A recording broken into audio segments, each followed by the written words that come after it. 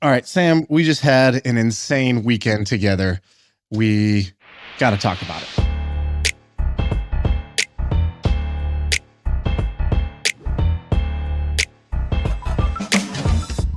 We just lived in a house for a weekend with 25 other founder entrepreneur types.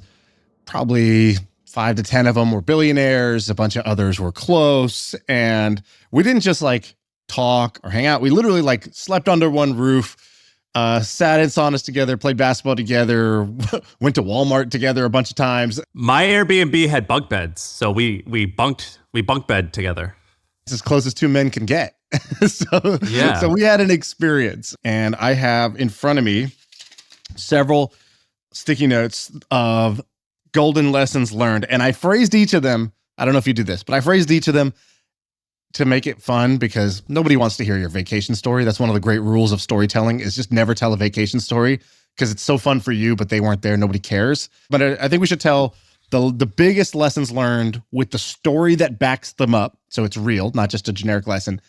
And I phrased all of mine like it's Confucius, like, Bruce Lee whispered this into your ear. Yeah, I dig that. And to give the background, basically, I think like 3 years ago, you tweeted out, I want to play basketball with interesting people. I think MrBeast like DM'd you and you're like, wait, is this real? You ended up phoning him and he was like, yeah, come to my place. I want to meet interesting people. The first year, it was like you and Ben organized it. It was like 19 of us in an Airbnb and we were like, what are we going to do? So we played basketball. The second year, you organized it a little bit more and you had like an itinerary. This year, you guys killed it. It was awesome. It was an amazing event. I do like meeting interesting people when I go to conferences or events. I just hate conferences or events. Like I get a pit in my stomach when I have to go. And I know it's good for me. And I know in the end, I'll meet some cool people. I just hate the format. I hate the structure. So it was like, well, instead of just complaining about it, what's a structure I would like? It's like, well, I don't know. What if it was just doing the thing I love? It was playing basketball with those people. We basically play ball all day and then we talk at night. And that was the core idea, is to use basketball as the icebreaker. And you broke your knee in the first 2 hours. Yeah. So this was an event where you could tear up your knee and be done in the first hour. And I still had a good time. That means it must have been a good event because normally that's pretty brutal. I did have a little pity party for myself, but I feel better now. Are we allowed to say who was there? Yeah, I think we could say some of the people that were there. Yeah, let's go for it. So MrBeast, who everyone knows him as the guy on YouTube with hundreds of millions of subscribers. I think he's a paper billionaire. I think that's public. Yeah, he's one of the youngest billionaires in the world. I think he's 26 years old and he's worth a few $1 billion. He's one of the most famous people also in the world, one of the most recognized entertainers in the world. And when you hang out with him, he's also one of the most intense, fun to be around. Just wants to play all in. Like somebody said this once about Elon. They go, he's playing life as if the simulation theory is true. Elon has a simulation theory. This might just be one of many simulations. And so he therefore just goes all in because, okay, whatever. Let's make this the most entertaining version of that simulation. I think that's how Jimmy plays life too. So we were with him. It was one of the founders of Airbnb who, on paper, according to Forbes, is like the 100th or 90th richest person in the world. It was another billionaire who was one of the first investors in Tesla and SpaceX. It was the founder of Reddit. It was Jesse Itzler, who's on the podcast. You, me, Al Doan, who runs a quilting company that does 9 figures a year. Tons of people. Anyways. David Perel, Nick Huber. It was awesome. All right, so a lot of people watch and listen to this show because they want to hear us just tell them exactly what to do when it comes to starting or growing a business. And really, a lot of people who are listening, they have a full-time job and they want to start something on the side, a side hustle. Now, a lot of people message Shaan and I and they say, all right, I want to start something on the side. Is this a good idea? Is that a good idea? And again, what they're really just saying is, just give me the ideas. Well, my friends, you're in luck. So my old company, The Hustle, they put together 100 different side hustle ideas, and they have appropriately called it the Side Hustle Idea Database. It's a list of 100 pretty good ideas, frankly. I went through them. They're awesome. And it gives you how to start them, how to grow them, things like that. It gives you a little bit of inspiration. So check it out. It's called the Side Hustle Idea Database. It's in the description below. You'll see the link. Click it. Check it out. Let me know in the comments what you think. You want to start first? Yeah, let's do it. All right, I got one for you. Here's one of the lessons I picked up. And this is about the business ideas that these guys were thinking about. So if you're out there and you're wondering kind of like, where's the opportunity? What should I be working on? Here's what I picked up from some of the most successful people in America. And it says, fish where the fish swim, not where the fishermen stand. Confucius, AKA me. Did you just make that up? You saw me writing these 5 minutes before we went live. I thought you had heard that. Did you hear that somewhere else? There's a scratch out on it, right? But did you get like Chinese food last week and that was like a fortune cookie? Dude, I've had my share of Kung Pao chicken. All right, let me just tell you some of the ideas that I heard from people who were in at this event. So you mentioned Jesse Itzler, and I think one of the public things that he's done is he got really into racing, like running endurance races. So he just followed his curiosity. 100-mile races. 100-mile races. He started doing 100-mile races. While he's doing 100-mile races, he notices that the runners that are trying to do these amazing physical feats are drinking coconut water. And coconut water was a big part of that niche, super niche community. And he became a believer and spent time hunting down what he thought would be the best coconut water company. Ends up finding Zico Coconut Water, partners with them. And Zico now is a big success. They ended up selling, I think, to Coke, and they're in Whole Foods. They're it's one of the big coconut water brands. And he found it when he was small and just exploring these uncharted territories. So here's some other ones that I heard. There was somebody there who's making hundreds of millions of dollars a year selling board games. I never even had that on my bingo card. I didn't even know that was an option. I did not even know that you could do that. There was somebody there that was investing millions of dollars into women's sports. And not even just women's sports. Like, they're trying to do things now where you just buy a piece of a college program. I didn't even know you could do that. Like, that's for sale. What is that for sale? Where is this listed? It's Dude, not listed, right? I went to a talk recently with this billionaire who owned like the Timberwolves, Mark Lazary or something, and he was talking about the Bucks, and he was talking about how he's trying to buy college. Do you buy the rights? They're going to like the University of Alabama or whatever, and they're just like, cool, we'll give you $500 million for the Alabama sports program, and we want to own 51%. But that's what they're trying to do. Do they buy the future earnings? Is that what it is? They're basically, I think what's going to happen is, again, it's uncharted territory. You don't know exactly how this is going to play out, but I think the short version is the college will spin out the program, their athletics program, as its own business entity. They'll sell equity in it. They'll use that equity to finance all of their sports, like women's lacrosse, like things that aren't going to be the big revenue generators. So they use it to fund all their programs and maybe even school stuff. And then the costs now are borne by the private equity person. But now it's this asset that didn't even exist before. Like, these college programs can make a lot of money, media rights and all this stuff, but they weren't even for sale. Somebody was doing that. There was somebody there that was like, 7 years ago, I just got really obsessed with water. I'm like, yeah, me too. I thought my whole life. And he's like, no. Like, I got really obsessed. Like, do you know what kind of water you're drinking? And I was like, no. Like, is this bad with microplastics? What's going on? And he was just like, yeah, like, I got obsessed. And so I just started studying, where's the cleanest water from? Where's the healthiest water from? And I realized that water was going to become like oil, that people were going to more and more be drinking not tap water, but they're going to want basically bottled water, canned water, things like that. And that water is going to have to come from somewhere. And I wanted to find the best sources of water. And so I went to West Virginia and I bought this aquifer, this spring. I bought this giant water source. What? And he was like, you see that drink you're drinking right there? It's like some brand, like popular brand. And he's like, that's our water. They use our water. So that's good water. And I was like, what? This was just a side quest that he went on. And again, it was curiosity driven. Was this one of the billionaires? Yeah, basically. I mean, not billionaire, but yeah, like whatever, close enough. Hobby. There's a guy there, Al, who started a quilting company with his mom, a Missouri Star Quilt Company, and they sell fabrics for people who want to make quilts. His co-founder is his mom. I have a planned vacation so he owns this thing. The company is called Missouri Quilting Company. And he basically he did a podcast 3 years ago with us where he explained where he bought a town. Hamilton. Is it Hamilton, Missouri? He bought like an 1,800 person town where they own every building and they're building the Disneyland for quilting. Dude, just the thought of that. So first to go into quilting, smart guy, like, could have done any business, goes into quilting. It's like, what are you doing, man? You're throwing it all the way on quilting?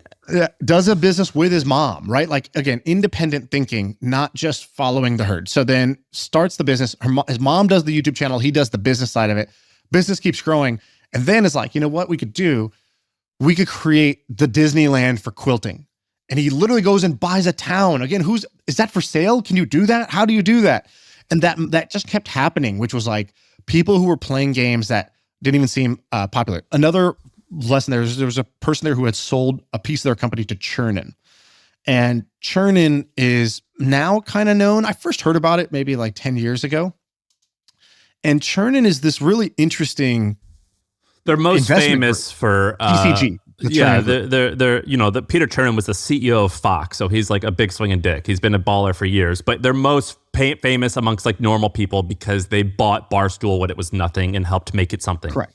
And they just had this, again, independent thinking where they were like, hey, I think these things that other people see as small kind of toys, things that aren't going to make a lot of money, media brands, blogs, YouTube channels, I think these things are going to be big. I think basically, and they had this thesis, which was content to commerce. It's like, I think if you're kicking ass at content, you're going to be able to, instead of just making your money through ad revenue and sponsorships, you're going to be able to sell stuff to those people. And they had this content to commerce thesis, and they go and they buy Barstool content, and ends up being this juggernaut with commerce. They bought Exploding Kittens, and they bought Meat Eater, and they bought Surfline, all these niche content brands. We had a guy on the pod, the Plant Daddy. I met with them a couple times. There was like early discussions. Well, 3 meetings with that I had with the Hustle, and I was like, "What the fuck do you guys know?" Didn't get that one right. Turns out they know a lot. They know a lot. Did he just like slide a P&L across the table and he's like, I'll leave you 3 minutes alone like they told me this story and I was like, you're full of shit. You don't know what you're talking about. Like, you're talking about my company, right? It's like, but they were right. I think with the premise was correct. But I didn't have that confidence that we're talking about now. And dude, they made a fortune because the market overlooked these brands. These brands were not valued like high-flying tech companies, but they became, multi-hundred million, billion-dollar brands. I really admire what TCG did because they're the best. There's so many investors that all love to sound like they're smart and contrarian, and they're all just, what's your thesis? AI, AI is going to be the future of everything, right? It's like, okay, you're not wrong in that, but like, there's something really impressive about somebody who looked at just like this magazine or this blog or this YouTube channel. They did it with Doug DeMoro, who was on our pod. We've had a bunch. We've actually probably had 3 or 4 people who sold their company on the pod to those guys. Right. And they've been right. And they've been right in a very, very big way. So I'm very impressed by them. So to me, that's the principle. Fish where the fish swim. So fish where the real opportunity is, not where the fishermen are standing, not where all the entrepreneurs are huddled up. This fortune cookie says, man does not sell chocolate. He must become chocolate. Okay, so what does this mean? 3 years ago, when we did the first version of this event, Jimmy, aka MrBeast, had launched his chocolate brand, Feastables. And it was like, okay, selling chocolate to little kids. I had the opportunity to invest. I think at a $40 million valuation was like the Series A. And I passed. In like the Beast Empire or chocolate? No, in Feastables itself. So, kind of thought about it. I was like, I don't really get it. I didn't really know much about the chocolate industry. I thought his involvement was going to be like this. Normal influencer brand is, I'm doing my thing. I create my content. Oh, my manager hands me this. Hey, buy this. Smile. Ding. Yeah. Put it down. Move on with life. So I thought he's just going to influence it. I thought he's just going to hold it up and buy it. What I didn't realize is that this guy was going to go so deep into the world of chocolate and end up knowing everything about chocolate and end up running this company like an absolute maniac founder. If I had known that, if I had known he was going to bring his full intensity at this, I probably would have thought about it differently. I thought he was just going to hold up the chocolate bar and see how many people clicked the link. I was dead wrong. So I want to tell a quick story. You were there for one of the Walmart runs, right? No, but I have a bunch of Walmart stories. So we're sitting there, we're about to record. He walks in, he's like, hey, before we do this, do you guys want to go to Walmart? Which I realized like at the time sounded like a sort of a strange request. Nobody's ever asked me on a mandate to Walmart. We walk in and he takes us to the chocolate aisle and basically gives a like 10-minute masterclass on the chocolate industry right there in the aisle. And while he's doing it, he's not just like explaining like, well, this is how it works. This is how we do. This is our revenues. This is whatever. He's also simultaneously restocking the entire aisle. Like he pulled the cartons up to the front because they were like 3 inches recessed. They were pushed back too far. Some of the bars had fallen over. They were crooked. He straightens every single one of them out. He puts the right flavors in the right spots. If a bar was crinkly or broken, he'd throw it to his chief of staff. Like, hey, can you buy this? I want to have we should only have good bars. No broken bars up front. And he would basically restock the thing, but his hands were moving at a speed which showed you this is not the first time this guy's done this. So he restocks it. And one of the popular flavors was out. And so he takes out his phone and he's like, oh, I have a badge. And so he just badges into the back of Walmart and goes and gets the box himself and restocks it. And I was like, does any vendor get to do that? And he was like, no, not exactly. But they know I just do this. I care. I really care. And it kind of, two things stood out to me. The first was obvious, which was when high intensity, obsessive people want to win, they do the same things that the rest of us do with the knob dialed up to 12. Like they just take the knob and they just crank it past even where you think it could go. And for example, he was like, I think you were there. He was telling the story about like missing a flight or something like this. He like told a story about how apparently he flew to DC and had a connecting flight to North Carolina or something, wherever he lived. And he was like, you know what? Screw it. I'm driving from DC to Greenville, North Carolina. It's normally like, I don't know, a 3-hour drive or something, but I noticed that there's 14 Walmarts in between on that route. I'm going to stop at every single one of them to learn. And it turned like a 3-hour drive into like, a 20-hour drive. And he told me at one point, he goes, I have scanned, I guess he's got some app where you scan things in Walmart and it teaches you about each SKU. He said he scanned every single product in Walmart. And I don't know if he was like, if someone said, oh no, I've scanned all of them, you'd be like, oh, so it's like saying it's 1,000 degrees outside. You're just exaggerating. Right. But with him, I was like, oh, I bet you literally have scanned every single one of them. In the podcast we did, he was like, yeah, we want to do a thing where you buy every item in Walmart for somebody in a video. And he's like, but it's $16.2 million. It's like he knew the actual cost of the total inventory. If you bought one of everything in Walmart, like what it cost. I forgot what the number was. But I don't want to make this just a Jimmy Love Fest because there was another guy who was a top seller in Target. Yeah, man. I heard him nerding out. It was wild. He took us to this shelf and he was like, this shelf right here. He's giving us a tour of Target and it shows you how the store works. He's like, this shelf right here is the most profitable shelf in Target, is the highest profit per square inch, which is how Target measures, success. And he's giving us this Target masterclass. And we were like, are you also in Walmart? He's like, yeah, we're in Walmart, but we're not doing so well. And I asked him, what's exciting for you coming up? And this guy runs a $1 billion plus company. I assumed he was just going to say, I've got some board meetings to line up. I'm taking the family to Aspen. And he goes, actually, I'm working the next 3 weeks as a Walmart associate. I was like, what? And he goes, yeah, I'm going to be, he goes, our sales in Walmart are not the same as in Target. And I've been trying to figure out why. What I found remarkable is that you expect the people who are the most busy, the most accomplished, the most high net worth to be above these tasks. Jimmy restocking the SKUs himself. This other guy going to be a Walmart associate for 3 weeks. They don't have to do any of this, but they're going to do it anyways. They're not just doing it now that they're successful. That's how they got here. And so that was the first really big takeaway from this whole thing, was the intensity with which certain people play the game of business and how that leads to success. That guy who you're referring to was the quietest person there, or one of. And there was a point where I was hanging out with him. He goes, can I get your guys' opinion? I'm thinking about potentially like making some type of business move, which would value us at this valuation.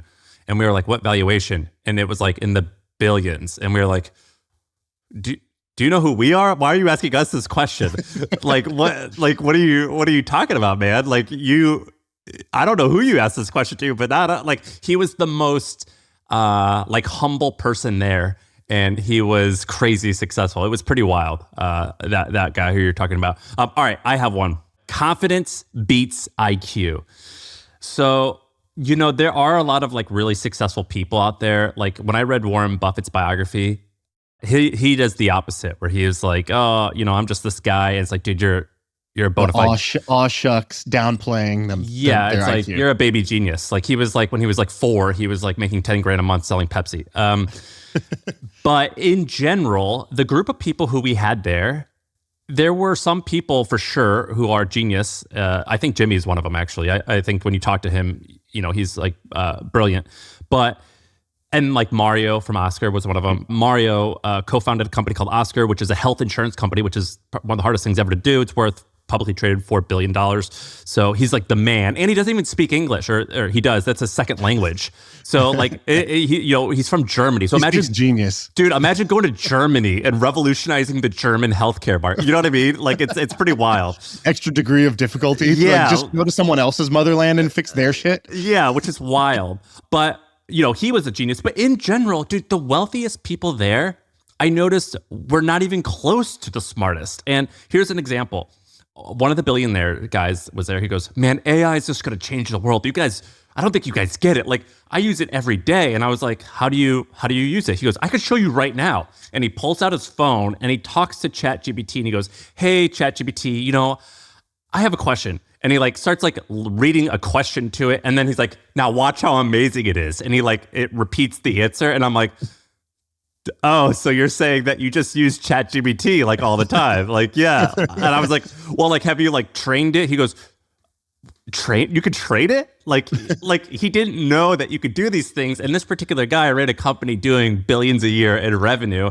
I guess what I mean is the percentage of intelligence greater than me or you or someone else there versus impact or net worth was not like that. It wasn't totally. Totally agree with that. Which is that when you sit in a room like this, two things happen. One, you just get to sample it's Costco and it's noon at Costco, and you're just getting to sample different lifestyle. Oh, what do you do? Oh, wow, you seem kind of stressed out. Gotcha. Not interested in going down that aisle. Yeah. Hey, you seem like you're having a lot of fun. What do you do? How do you think about this? You got kids too. How are you doing both? Right. And you get to sample people's lifestyle when you hang out with them like this for 48 hours straight. On top of that, you also get to do the measuring stick thing, which kind of sucks because you're measuring yourself against some of the most creative, successful, ambitious people in the world. But a big part of it is you're trying to figure out the diff, right? It's like those little children's games. Is two pictures. What's the difference between these two pictures? And on one side is me, and the other side is them. And I'm always looking at what's the difference. And sometimes if it's like Arie or whatever, it's like, oh, cool. His brain has an extra library in it. There's an extra wing that somebody donated to that brain. All right, cool. I can live with that. I can sleep easy. But there were other people where it was like, oh, it just seems like they didn't limit themselves. That's what I mean. They just kind of went for it, or their courage was just in a little bit higher supply than mine. Yeah. And you're right that when you look at the diff, very, very rarely was the diff, these people are smarter than me, or they had some advantages I didn't have coming up. Right. It's in fact, it was usually the opposite. It's damn, they had this huge chip on their shoulder because their dad wasn't around. And because of this happened, and they were dyslexic. There's a bunch of people over there that were dyslexic. Dude, I wish I was dyslexic. Yeah, I met all these guys. Autistic was the goal. It's dyslexic. Dude, every dyslexic guy there somehow was a good freestyle rapper. Did you notice that? Not only rich, but also cool in a group of men huddled around together, right? Yeah. It was I wish I was charismatic like a dyslexic guy. That's crazy. It's if you're blind, you're a good piano player, and if you're dyslexic, you're the most charismatic guy on earth.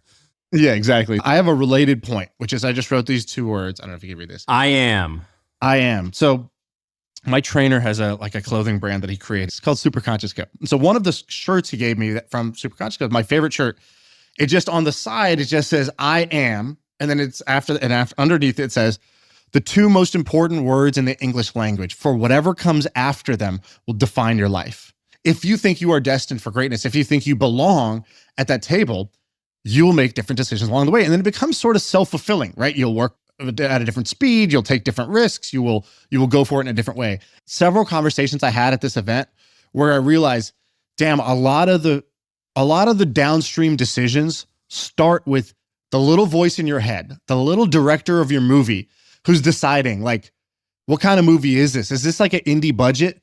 Is this a tragedy? Is this a comedy? Are you a joke? Or is this a hero? Is this a Marvel movie? Are you the hero saving the world? Right. And I'm not saying one is better than the other, but you get to decide what that little voice in your head is going to tell you. Cause the director says, what happens in the story, where you stand, what you say, all of those things. And I thought, damn, a lot of what I'm seeing in how people are living their lives and what they're doing differently comes from the little voice in their head just has a different script in mind for what their life is all about, the I am statement. Or here's a small example. How about Jesse bringing his sauna? Jesse Itzler brought his sauna, and he had two guys, and I was like, what do you guys do? He's like, oh, we bring these saunas. Whenever he wants to go. Keep the sauna hot. Yeah, he's like, whenever we go, when he wants to go to a conference or something, this sauna is a really cool way to create a bonding experience, which it was, by the way, just chilling in the sauna. It was freaking awesome. And I was like, wait, Jesse, you got these two guys whose just job is to trail around this sauna across the country to bring to events. That's the coolest thing I've ever heard of. He's like, yeah, isn't it great? We get to hang in the sauna. I was like, yes. And that's another example of intensity, but right. On a more relatable scale. Right. All right, I have one. You could take your billions and shove it up your ass. Is that Seneca? Put that on one of those inspirational posters that you see in your office. There is this one guy who was one of the first investors in a variety of Elon companies, and presumably a billionaire, like, investing in Tesla at a $60 million valuation or $100 million valuation. I don't know what that is. That like 100,000 times, so something like that. Yeah, we don't do public math. Yeah, like a lot. It's now a $1 trillion company. Yeah, so it's a big deal. There was this funny story where this guy was telling a story about working really hard, and like he was grinding, and his kid was sick, and he's like, I had to take a week off to like go and help my kid, and that was a big deal because I was working so hard. And then this other guy came and he goes, you know how you guys are all talking about working 16 hours a day on your companies? Right now, I'm doing that as well, but my company is my family, and I have retired from business, and I work 16 hours a day as the CEO of my family. And when he said that, I was like, this is awesome. I imagine he was exaggerating a little bit, because I imagine he still does some type of deal making or something like that. I don't know him well enough to know, but I thought it was so cool when he said that. And I thought, like, you have it figured out. Same with Jesse Itzler. These two guys who I can't say the first guy's name, but Jesse also had the same energy where I was like, this is the way. And this is all personal preference. Jimmy wanted to be Elon, cool, go do that. But when I heard this other way of talking, I was like, after, this is easy to say because everyone was wealthy, but after some number, I don't know what that number is, 10, 20, 30, some millions of numbers, a lot of it really matters. And just like having a good time with your family is something I really admired. And I thought it was really cool that guy said that. And it made me realize that I was getting sucked into this vortex of like money, and achievement, whatever. But when I saw these guys talk and their energy, I was more drawn to that than anyone else there. Do you agree? Yeah, 100%. I think when I go to events like this, my instinct is to figure out, how do you win? How do you win? How do you win? What tactics, what techniques, what strategies, what approaches work? And instead, the better question almost every single time is, what game are you even playing? And picking the right game matters way more than figuring out how to win the wrong game. Dude, there was people there who were like mini Genghis Khans, where it's like they want to dominate. Like they get joy out of war and domination. They want to build cities. They want to dominate industries. They want to do that. That's one game you could play. And by the way, no judgment. Great. Do whatever game you want to play. I just want to know what the games are so I can pick.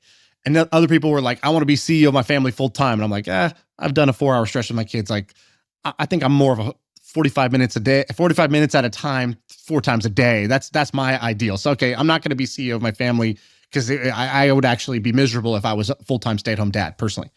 But okay, that's a game I could play. Then I talked to Jesse and I was like, Jesse, what do you do? Like, what do you do every day now? I'm training for races and I'm coaching my kids' sports things. I do public speaking because I feel like it keeps me sharp and I get excited to get up on stage and say some shit that lights people up. He's like, I'm selling calendars. He's like, it's not going to, he's like, I'm not making a fortune. Like these guys, they'll do that in a day or a week, or we'll do in a year. But I don't know. I like doing it. I'm doing what I want to be doing. And he was very at ease with that. He's at peace with that. And I think obviously some of that comes from maturity, but a lot of it comes from, it's easy to be at peace when you're actually doing the thing that puts you at peace, when you're doing the thing you like. And if you're kind of, like masquerading around trying to just do what you think you should be doing, I think that becomes very exhausting. And so I'm with you that figuring out what game to play seems like the much more important question at every phase of your life. And the game I wanted to play in my 20s is different than the one I'm playing currently in my 30s. It's probably gonna be different than what I play in my 40s and 50s. And I just got to kind of reinvent myself. Dude, there was one guy there who said he worked with Elon, and apparently he had to do a meeting or something with Elon, and like the secretary told him like, all right, you're going to do this meeting, but I need you to know that his companies make $20 million every 1 hour. So this better be a $20 million meeting. I heard a similar thing from a guy who worked with him, that he was like, Elon would have a meeting, but there would be like 40 or 50 people in the meeting. And the reason why was not because that makes for a more effective meeting, but because it was like, if the person who we need to talk to is not in this room, it's such a colossal waste of his time that we'll just fly everybody here and we're going to have this, 45-minute block. And that way everybody's here because all of your time collectively is not worth as much as his hour. Which is like such an absurd. Is that like it's hard to fathom this. Let me tell you a really quick one, which is hard work amongst this group, not universal. So there was one guy, you weren't there. Shaan like busted his knee in the second hour or something like that and had to stay at home for like this whole session. And there was this guy there who was explaining how hard he grinds. And then there was this other guy who was one of the more successful guys there. He was like, I work like 20 hours a week. He's like, once my companies got to be like some type of like predictable, stable, like, all right, if we just keep doing this for 10 years, we're going to grow 50% a year, hopefully, like it's gonna, whatever. He was like, I started working 20 hours a week. And he's like, I wouldn't work Fridays. And it was really interesting to see that not everyone worked hard. Did you get that sense from people? The thing I pulled from it was some people were basically operating like monopolies and other people were not. Meaning there were some people playing a game where the competition is so vicious. Like an easy example is YouTube. If you stop uploading, the game stops, the music stops. There's literally a million other businesses in that same exact space doing the same exact thing who are ready to eat lunch. And every idea you put out there in a video, somebody else is going to copy. And a lot of people do copy the exact videos that he does and the exact script. It's all public information. It's all super competitive. There's no gatekeeping. And then there's other people who were like, yeah, all we had to do was get to this. Like, we just had to get this shelf space. Like, there was one guy who was showing us a shelf at Target. And he was like, basically 7 years of the company was just like hard work dedicated to getting on the shelf. But once you're on the shelf, it's almost impossible for anybody else to get on the shelf. All we have to do now is stay on the shelf. By the way, this shelf right here, like this little rack you're looking at, this is $300 million a year. And you're just looking at it, you're like, oh, damn. Like, wow, one shelf in Walmart, one shelf in Target is like the entire revenue streams of like these online only companies. But you're extremely defensible compared to other businesses where the moment you take a break, you have the entire internet competing with you on that same thing. You know what I mean? Yeah. That was an interesting thing. Do you have? I have a quick one. Health is wealth. In a room full of very wealthy people, how many fancy clothes did you see? How many fancy watches did you see? How many fancy cars did you hear people bragging about? Everyone but Joe Gebbia looked schleppy. Joe Gebbia looked great, even in like fantastic style. Even in workout gear. He was wearing some nice shit. Dude, he looks like he should be in like a Taylor Sheridan show. Like if he made an appearance on Landman, I wouldn't even blink. Everyone like, besides him, sense. dude. Do you know he's on the board of Tesla? I didn't know that either. Like he does a lot of interesting stuff. Everyone besides him looked like we were at a slumber party. Well, we were also. Yeah, but during the day. Yeah, that should be the title list. Slumber Party with Billionaires.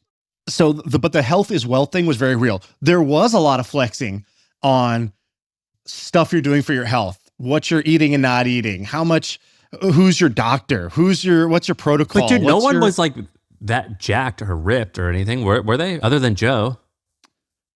Yeah, I thought people were in pretty good shape. If you go to other industries, kind of like tech, internet, not our bubble, right? But like go to like a conference with the wealthiest people in finance or oil or whatever, like pick any industry. Their body shape looks a lot different. No, everyone, it looks way different. They looked like a healthy 55-year-old. Dude, basically our day was go play basketball for 3 hours, like an intense basketball game, come home, go into a 250-degree sauna. Then when you're tired of the sauna, go into this pond that was like freezing cold in North Carolina and go plunge for 3 minutes. Then go back into the sauna, then go back into the plunge. Then there's like a masseuse doing body work and myofascial release for you. Then you're eating and everybody's eating clean. Every single person's eating clean while we're there, right? Like, it's like, dude, that was the norm. Like, that is not normal. You know, if you were drinking something out of a plastic bottle, it's like basically doing heroin at this event. Dude, me and Nick Huber got Taco Bell at midnight. We wanted secrecy. Yeah, like we didn't want to tell anyone. Secrecy. Dude, I took like a Feastable bar in my, like, I like hid it in my hoodie and it crutched over to my bedroom and ate it like in shame over there because what am I gonna do? Sit here and eat a chocolate bar in front of these men? Dude, Hayes is 52 years old and ripped. Yeah, I was like, wow, great. this guy is, on the Forbes, self-made billionaires list, and also just ripped for fun as a side quest. Dude, yeah. I mean, he looked great. And then Jesse's 56 and runs 100-mile races. How many 50-year-olds are ripped and run 100-mile races? Nobody does that shit, especially successful guys. Jimmy wanted to do like a taste test. He had everyone like gather around to do a taste test of like Hershey's versus his stuff. And like, I like pretended like, oh, wow, Jimmy, your stuff is great. I've never had this before. But like at every Airbnb in the kitchen, did you see this? At every Airbnb, it was like literally 100 candy bars. And I literally had 2,000 calories per night of his candy. I ate so much of it. I could tell you about all of it. Like I didn't need a taste test. I could tell, I'm already an expert on. I could tell you about all the flavors, the peanut butter ones, the dark chocolate ones. He's like, you don't have to lick the wrapper for the taste test. It's like, no, this is just how I'm thorough. Like I'm like, Jimmy, like I already know. Like I've eaten all of them, and I had M&Ms and Hershey bars on the plane on the way here. Like I could tell you about all of them. The hilarious thing is when he's like hanging out with like the upper echelon of the group, he's just like, just try a piece of this one. You don't have to eat the whole thing, but like, it's more for younger people, but like whatever. That's what he goes. He goes, it's for kids. It's for kids. And he's like, he'll give you like the dark chocolate flavor. Yeah, I was and like, I'm dude, sitting there with like cookies and cream all over my face, and I'm like, I like it. I like the cookies and cream one. Yeah. It's like my daughter just learned my favorite, Jimmy. You have more of this one? Yeah, my daughter just learned how to say more, but I feel like this more. More. Momo, this one. Yeah, I was doing this all the time. More. Can I give you some of the negative ones? How about the guy who goes, at that point, I was broke. I think I only had like $20 million. Yeah, he's telling some story. Well, there was a hilarious conversation about prenups, which is, nothing more can be said except for there was an incredible conversation about prenups. I was about to go outside. Me and someone else were going to go outside of the sauna, and someone said, hey, can I ask you guys about prenup? And we were like, let's just sit right here. I just want to listen. Let's just listen. It was one of the most, next 3 hours was one of the most entertaining 3 hours of my life. Like, I don't think I've laughed that hard in 5-10 years. Like, I was literally like belly laugh crying. Some shocking setups. People billionaires are not like you and me. If you're listening to this, billionaires exist and they're not like you. They're not like you. I would say is the Midwit meme was in full effect. I'll give you one example. So the way we played our basketball tournament was 3 teams. And we played, and then it was supposed to be the top 2 teams play for the finals. But all the teams finished the same record. We all had 1 win, 1 loss after everybody played each other. So it's like, okay, well, which 2 teams advanced to the finals? And so but everybody's getting tired, so I had to make something up. So I was like, all right, we're gonna do a penalty kick shootout. So what's the most exciting, thing in sports is in hockey or soccer where they do the shootout. And it's not gonna take up a bunch of energy because we're old guys and people are getting hurt. We gotta we can't play an extra game to figure out who's gonna go. So we said, all right, everybody step up to pick each team pick 5 guys. They're going to shoot a free throw. And then the team that makes the least, pressure's on, everybody's watching you. So it was interesting. One team, my team was like, this is a dictatorship. Like, y'all are the 5 best. To the other guys, they're better than you. These 5 are shooting. Who was the dictator? What? I was a dictator. I didn't even think there was another way. I was like, of course, we're just going to pick our 5 best and do this. Like, honestly, I didn't even consider another method. And I was the coach of my team because I had gotten injured. I'm on crutches, so I was doing that. The second team did it merit-based. And the third was kind of like a volunteer voting system or whatever. And in the merit-based thing, a funny thing that happened was one of the guys who's probably less good at basketball overall made it in the practice shot. And one of the guys who was one of their better players on the team just happened to miss. So I was like, damn, are y'all really going to not have one of your best players shoot and have this other guy shoot? I was just watching. I'm like, I just want to see what happens here. I want to see what happens with the egos. I just need to know. I need to see this. The guy was like, you sure? You want to do it? He's like, no, you should do it. You made it. If you want to, I'll do it. And then the guy's like, no, I don't know. I think I'm going to do it. He's like, okay, go ahead and do it. So the guy steps up and he shoots and he makes it. The guy who's probably a weaker basketball players makes it, clutched it up. and has this awesome moment, and his team advances to the finals. And I feel so happy for this guy, and I'm like, that was amazing. I'm glad that they kind of honored Rudy it. moment. He had his Rudy moment. He honored it. He made it. Good for him. That was awesome. Under pressure. I wanted everybody to have like golden moments during the event. But then after the finals, and their team goes on, wins the finals, happy. They're holding the trophy. It's all good. Afterwards, we're all like packing up to leave, and he's like, he goes up to that guy, the other guy who sat out. He's like, hey, can you and me go shoot free throws? I want to know if that was the correct like EV decision statistically. And the guy's like, no, man, you already made it. Like you already made it. We already won. Like, you're good, dude. You did it. He's like, no. I need to know. I need to know. And he's like, no, like it's like, honestly, it's done. I'm glad you did it. You made it. He's like, I need to know. And he's like, all right. So they go and they shoot. And of course, the guy who's played basketball his whole life makes more of the free throws with the larger sample size. And then the other guy was like kind of head down for like, he was kind of bummed out about it for a second. And I was like, what an intelligently stupid thing to do, right? Like he wanted to know, like, was this a positive EV decision? Was this statistically the correct move? Dude, what does EV mean? Expected value. It's like if you're playing poker, you bet your chips, and even if you lose, you're still happy because you made the right decision, even if the result didn't pan out. That's so funny. There's chances.